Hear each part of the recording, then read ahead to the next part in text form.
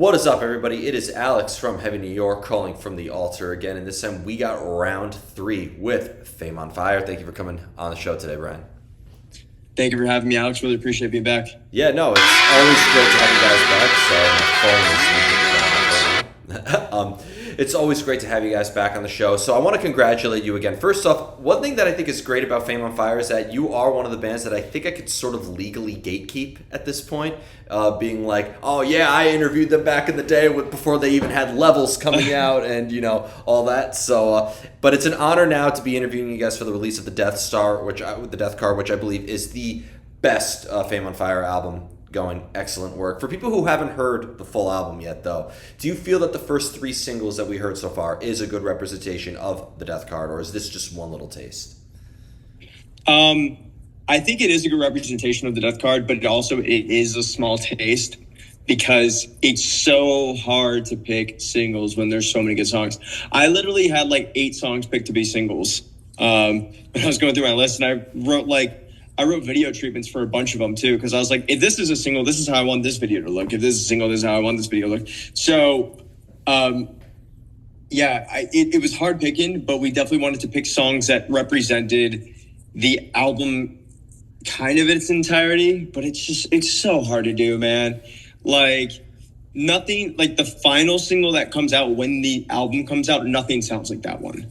Like, there's nothing that could possibly sound like that one. Well, I think that's always great. I mean, now I'm starting to become more and more understanding why bands like to release like 5 singles before the record comes out. I know that there's like, business reasons behind it, but I can see why. It's always like you want to try, like you work so hard at the album, almost every song is supposed to seem like a single at that point. 100%. And like every song feels like a single. We put in effort on every song to make it a single. Like, there was no song that we wrote and we're like, oh, this song sucks, it's just going to be an album song. We didn't do that. The songs that were like that we wrote, we never finished. Like, they're just demos. Do you feel like that this is like, because I got to tell you that you guys have changed over the years, which I think is something that I had the honor of witnessing, that, so much has happened between Levels and now. Like, I interviewed you guys, I believe we were still in lockdown, when Levels was coming out. And then to see you evolve into this, did this just feel like a natural progression off of Welcome to the Chaos, or was this meant to like signify a new era for Fame on Fire? So, I mean, like both. It felt like a natural progression from Welcome to Chaos till now, but it's almost a dramatic natural progression. We finally got our act together. So instead of writing a bunch of songs and throwing them and making an album, we knew what this album was going to be called before we even started writing songs for it. We knew that this album was going to be the Death Card. We knew the theme was going to be tarot. Like, we knew everything about this album going into it, and that's what makes this album so cohesive. That's why it feels like we kind of killed off the old Fame on Fire, and now it's a new era of Fame on Fire, which it is, and we did. But we're still us. It is the natural progression, but we're moving on from what we've done to now the Death Card. Yeah. So there's something I've noticed. I kind of wanted to make this the sort of topic because I've gotten to talk to you guys about your songwriting process and your lyrical inspiration and all that. But I wanted to talk a little bit more about the sound of Fame on Fire, because I've noticed that you guys bring in many different elements, and there are parts that are very, very heavy, the very melodic parts, the way that you really just hit everything in between. And I really have noticed that a lot of bands now, whether it will be you guys, Bad Omens, a good example, Sleep Token, Spirit Box, like, it's becoming more and more genreless. It's becoming more and more diverse in that regard. So is it something I'm just noticing, or are you noticing it in the music as well? Well, we've been noticing that for a while. Like, it was a kind of an issue early on how genreless we were, because nobody knew where to place us. It was a very confusing thing for a lot of the suits, because they're like, we don't know what to do with Fame on Fire, because they don't fit to a box, because that's what people in the industry want to do. They want to put you in a box, and we just didn't fit a box. We weren't full on rock. We weren't full on hip hop. We weren't full on pop. We were none of those things. We were just an in between gray area of all of it. So now, as far as natural progression goes with music, everybody is kind of dipping their toes in everything. The foundation of it all is definitely rock. Like we are definitely a rock band, without a doubt. We're definitely more of the metalcore scene. But the elements that is in our music, there's fucking everything. Like there is elements of, we have Japanese inspired like melodies, and then we have like the J-pop inspired melodies, like the very fast paced melodies. And then we have, like jungle beats in our music, like Spiral has a jungle break in it. And then we have things like just, hip hop. There's sounds from everywhere, country, there's influence in there with all of that. So it's like we take influence from everything these days and just throw it in our music and see what works. So, and I've noticed that a lot of them do have like the foothold in the metalcore movement too. I mentioned Bad Omens. I mentioned Spirit Box. Dance Gavin Dance, I think, is another good example of that. You've seen it in a band like I Prevail. So, like, I've just noticed that, like, it kind of starts with the sort of metalcore sound, which I definitely wouldn't label you guys a strict metalcore band, but there's definitely a lot of that in there, no denying right. it. So, like, I'm wondering what it is about the metal. Is maybe because metalcore is already such a diverse genre with its multiple different melodic and heavy parts. Well, yeah, metalcore used to not be. Metalcore used to be very straightforward. It was either you were like metalcore thrashy or you metalcore like post-hardcore. Like there wasn't really an in-between. Now there's so much in between. Even down to like, I remember doing this back in 2017. We were doing like the funk metal stuff. Like you can go back in our discography and listen to like songs like One Night or like even For You. Like it has that funk, it has those funk metal elements to it. But like, yeah, metalcore's just evolved. It's evolved so much because now you have like I said, you have like funk bands now, like funk metal. Like even Dance Gavin Dance has that style to it, right? Like, except they're a little bit more like, they're like progressive in a way too, which is super cool. But yeah, so there's like funk metal. There's all sorts of metal, but like it's all within the same genre in a sense now because it's also diverse. Yeah, and I mean, you mentioned that too, and you're right, because like, starting off, I started getting into metalcore through Kill Switch Engage, All That Remains, As They Lay Dying, but then you notice it changed a lot going to a band like Asking Alexandria or Bring Me the Horizon, and then you see how it is now, and it's just completely out of left field. And I think that's extraordinary in a way, because it's funny, like, I listen to you guys and and it resonates with me the same way when I'm, first listened to As They Lay Dying, Shadows or Security the first time. But I've also heard one of your songs like at my local pool hall, which is not a metal place at all. It's like a regular nightclub. So like I think so I've seen you cross multiple scenes and multiple atmospheres as well as genres. Yeah, thanks. Yeah, we've always been that way. We've always done that. We never wanted to be boxed in by the genre that we're in. It's taken us a little while too, because like when you don't have a place to be, nobody wants you. So like it does take a little while to like start that up, but like eventually people start paying attention, and now it's working. Yeah. So it's cool. Yeah, I've heard plenty of disadvantages. Like a couple years ago, I did an interview, and different type of band, but I did an interview with Dino from Fear Factory, and Fear Factory's always been a band. They had appeal in death metal, they had appeal in new metal, they had appeal in industrial, they had some appeal in metalcore, and he says it would make it harder to sort of market yourself in that regard too. Yeah, it definitely is. When you don't fit anywhere, you don't go anywhere.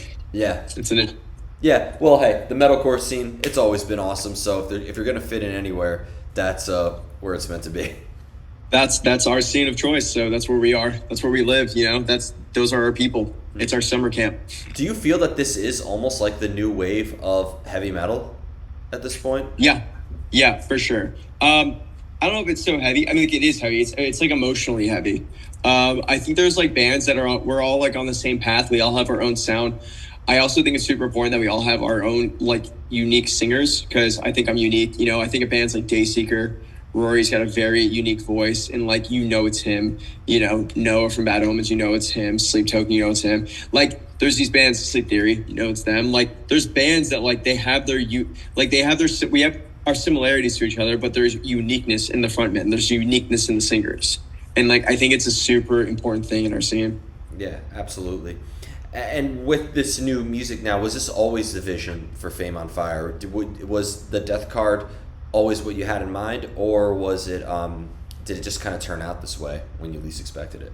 It kind of turned out this way. I'm gonna be honest. I was like, from our last record, I loved our last record so much. And what we did, I was like, I don't even know how the fuck to top that. I don't even know what to do. But we did it again. Like we topped it again. And so I'm just like, fuck. Now what? Like it's like kind of stressful in a way to be like, okay, we have to make something better than this now. What can we make that's better than this? How do we make better music than this? It's like it's this thing. It's like I don't know how we're gonna do it, and I don't know how we did it. To be honest, like we just did it. Like this is what naturally came to us, but it was so different. It was the way that we were feeling at the time. It was all of the emotion of all the past years of us working towards this, which is what made this album how it sounds. So, like, I'm pretty sure you even told me this in earlier interviews that I've done with Fame on Fire, but like, every band when they're starting out, or not even when they're starting out, but when they're in the middle of their career or whatever, they could say, we're planning to do this, we're going to go so far with this. The truth is, nobody knows what the future holds. So you, like, that, I mean, I think that's the reality of it. Like, any band could say what their future plans are, and I have to ask them, oh, what are the future plans for Fame on Fire? But the reality is, nobody knows what the future holds, and that goes to the we don't. I don't know the next song I'm going to write. The only thing I'm looking forward to is this album releasing, and I am really looking forward to one song coming out, which is Chains, which is such a cool fucking song. Like, what does the future hold for us? Like, that song will tell you a lot. When you hear that song, like, that song's important. Yeah, of course. Did you, is there ever, when you finally do get the ball rolling though, does it maybe when you start off making a song or a song or two, do you sort of like, is there like a motion you go through where you be like, okay, now I got the hang of this? Like, I guess the better way to word the question, does it get easier as you make more and more music throughout this album? No, it doesn't. Like, I feel like there's like you can spit out melodies and you can spit out ideas all day, but you know, sometimes like some of these songs were like kind of hard to write to too, or like write in general. Like some of them came natural, some of them didn't come so natural. Like, it's all some of them we had too many ideas for, you know. There's like, you never know what's going to come out of the song. Like, you never know how natural it's going to come, how easy it's going to come. It's going to be a strange sentence coming from me, but it's like, you almost don't write anything. It almost just comes to you. Like, I don't even know how to explain it. It doesn't, you don't consciously write melodies. You don't consciously write lyrics. It just like, it's what comes to you, and that's what you put down. Like, you know, it's one of those things where it's like, I feel like writers will understand that. Like, and some people like have it quicker than others, but like, it just comes to you, man.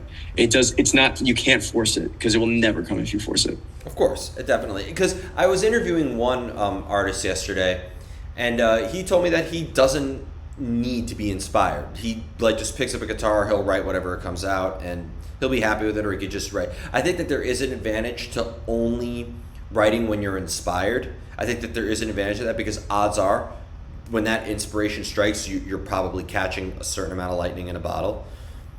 Totally. But to have the ability to just go to the creative well and just get that energy to just create also has something to be said as well. Yeah. Now, everybody works differently. Like, I have like 8 billion memos of like just me singing different melodies on my phone.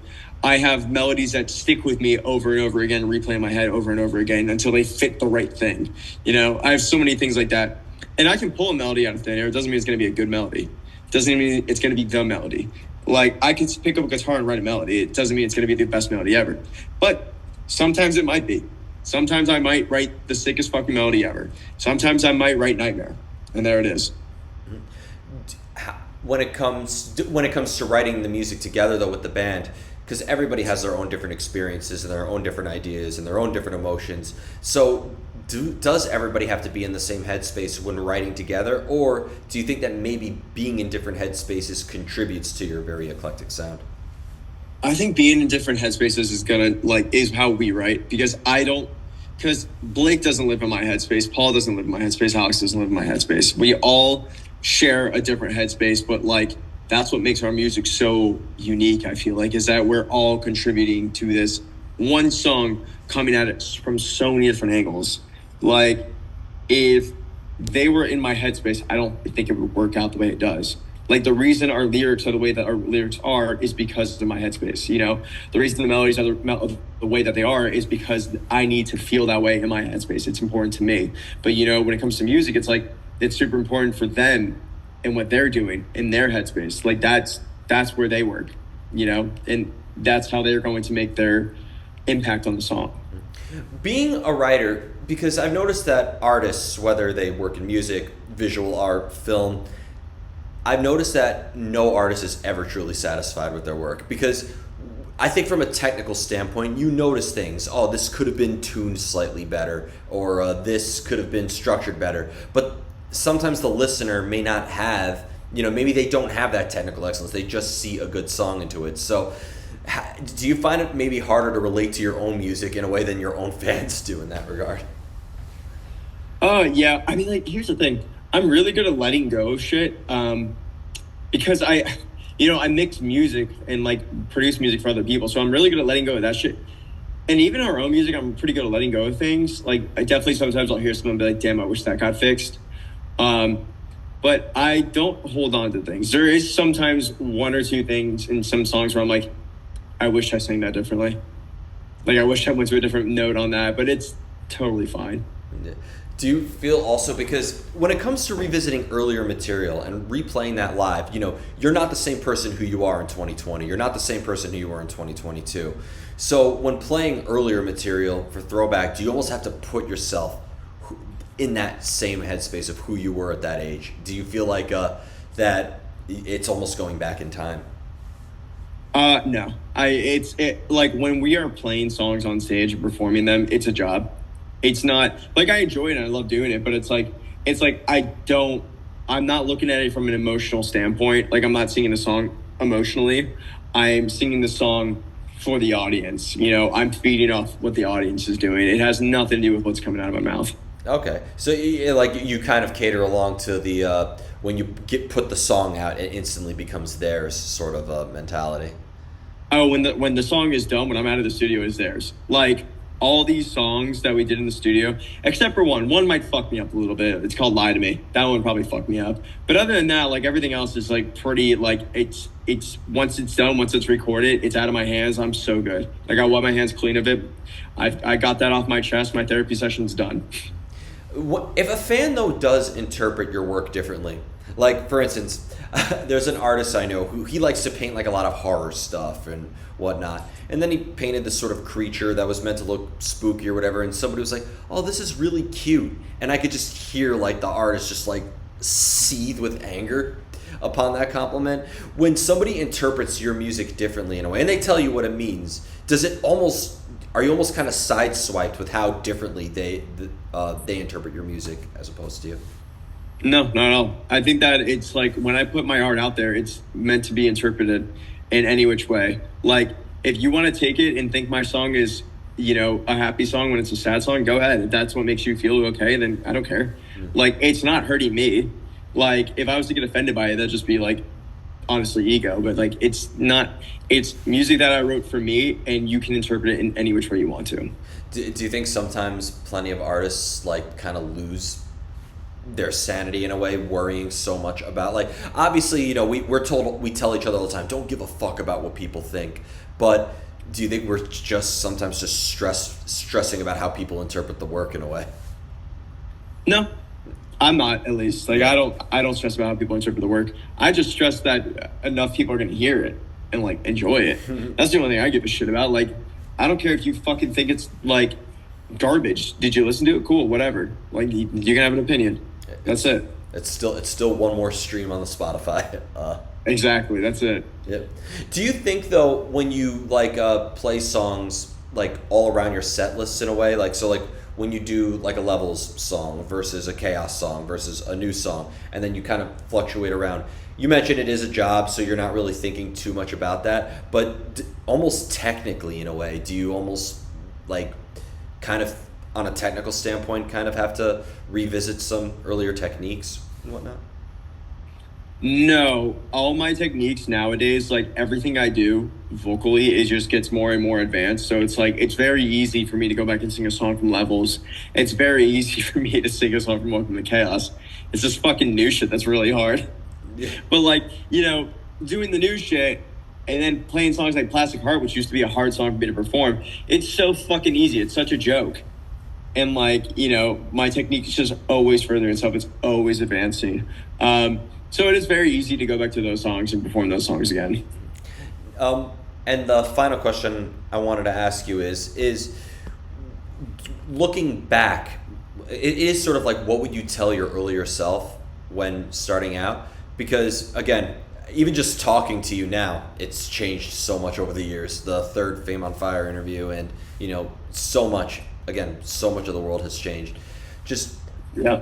what do you almost look back at yourself being like, what the hell was I thinking at that point? Do you almost look at your earlier work with a bit of disdain? Oh my God, what the hell were we thinking back then? No, I don't. I think every piece of work that we released is very much like a timestamp in like the Fame on Fire history.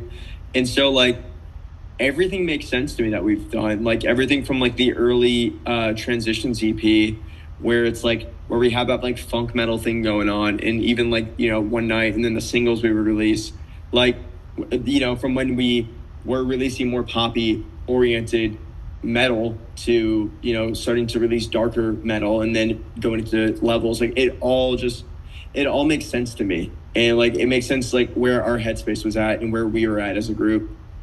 So yeah, I feel like it's just been the natural progression of us, and I think that we just keep getting better and better at it every step of the way. You most certainly do. I think every Fame on Fire album is just getting better and better and better. This made me very excited to see what album number 4 is going to look like. So I'm excited too, man. I don't even know. And a bonus question: how many people have been accidentally, because I did it at the beginning of this interview, have given the Freudian slip of calling it the Death Star instead of the Death Card? Oh, dude, I was going to comment on that. I think that's the better name.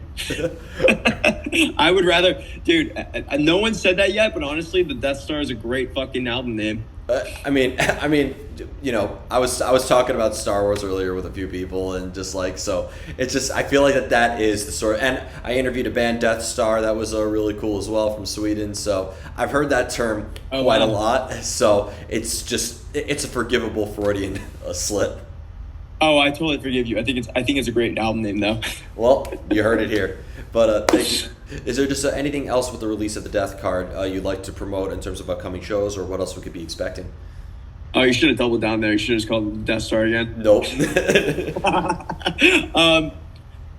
Album drops September 6th. We will be on tour with Wage War September 28th. And yeah, it's going to be fun to start performing these songs live. Yeah, it's going to be awesome. It comes out the day before my birthday as well, so... Hell yeah. Yeah, so thank you for an excellent birthday gift. But everybody, we are here with Fame on Fire, the Death Card, September 6th. Be sure to pick that up. We will see you next time on Heavy New York. And I didn't say the Death Star again. Yes. Yeah.